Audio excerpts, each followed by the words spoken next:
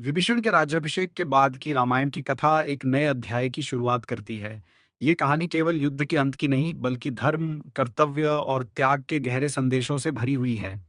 लंका विजय के बाद जब भगवान श्री राम ने अधर्म का अंत कर दिया, तब उन्होंने लंका का राज्य विभीषण को सौंप दिया। विभीषण ने विनम्रता से राजगद्दी स्वीकार की और श्री राम के चरणों में नमन कर ये वचन दिया कि वे सदैव धर्म और न्याय के मार्ग पर चलेंगे। लंका, जो पहले रावण के अत्याचारों से पीड़ित थी, अब धीरे-धीरे शांति और समृद्धि की ओर बढ़ने लगी।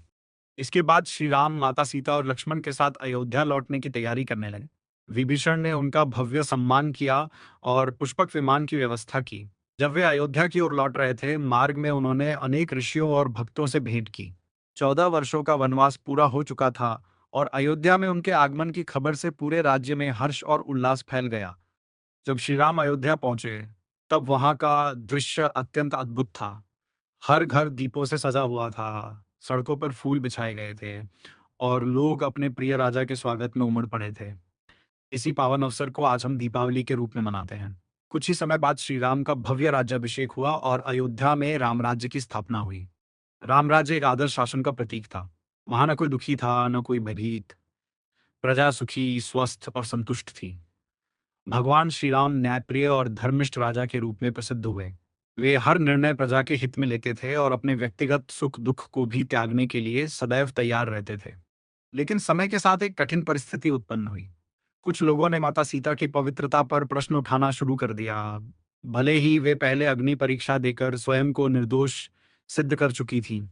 एक आदर्श राजा होने के नाते श्री राम को यह चिंता सताने लगी कि यदि उनकी प्रजा में ही संदेह है, तो उनका कर्तव्य क्या होना चाहिए। अंततः उन्होंने एक अत्यंत कठिन और हृदय विदारक निर्णय लिया। उन्होंने लक्ष्मण को आदेश दिया कि वे सीता माता को वन में छोड़ आएं। लक्ष्मण इस आदेश को सुनकर अत्यंत दुखी हुए, परंतु उन्होंने अपने बड़े भाई की आज्ञा का पालन किया। उस समय सीता माता गर्भवती थी और ये घटना उनके जीवन का सबसे पीड़ादायक क्षण बन गई। वन में सीता माता को महर्षि वाल्मीकि के आश्रम में शरण मिली।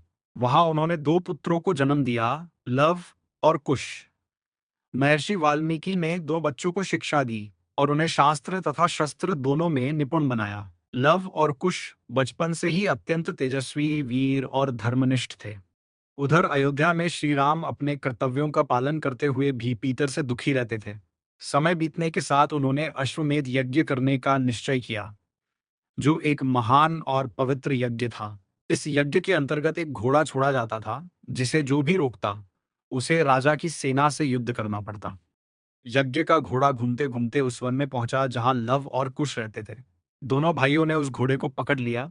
जब श्री राम की सेना वहां पहुंची, तो उनका सामना इन दोनों बालकों से हुआ।